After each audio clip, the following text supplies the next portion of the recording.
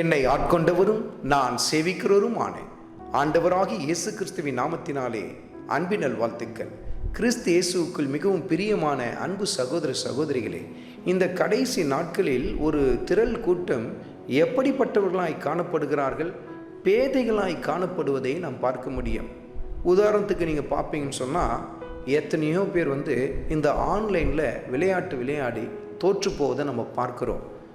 ரொம்ப சீக்கிரத்தில் சில பேர் ஏமாற்றப்படுவதை நம்ம பார்க்க முடியும். திடீரென்று அவர்களுக்கு வாட்ஸ்அப்லேயோ அல்லது அவங்க யூஸ் பண்ணுற சோஷியல் மீடியாவிலையோ ஏதோ ஒரு லிங்க் ஒன்று வரும்.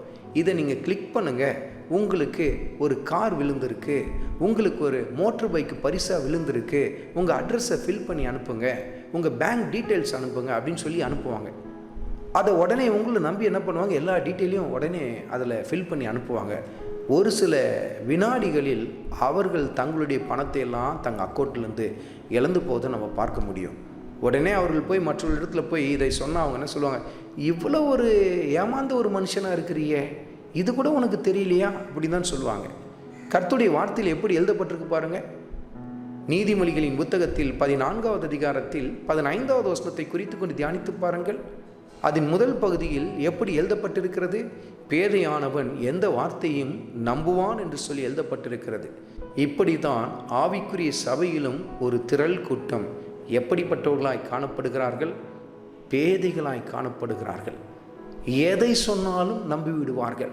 நான் பரலோகத்துக்கு போனேன், நான் நரகத்துக்கு போனேன், இப்போ தான் என் ரூமுக்கு இயேசு கிறிஸ்து வந்துட்டு போனார், இப்போ தான் ஒரு கர்த்தருடைய தூதன் என் வீட்டுக்கு வந்துட்டு போனான். அவங்க சொல்கிற கதையெல்லாம் அப்படியே மெய்மறந்து கேட்பாங்க. இதெல்லாம் எதை காட்டுது? அவர்களுக்குள் காணப்படுகிற பேதமையை காட்டுகிறது என்று சொல்லி கர்த்தருடைய ஆவியானவர் சுட்டி காட்டுகிறார்.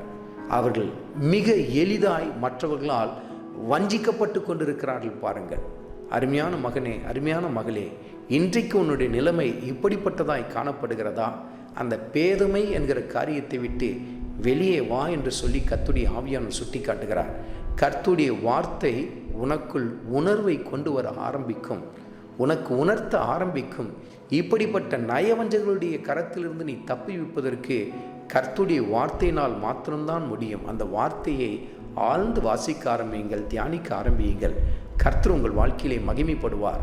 ஆண்டவராகிய இயேசு கிறிஸ்துவின் கிருபை உங்கள் அனைவரோடும் கூட இருப்பதாக. ஆமென்.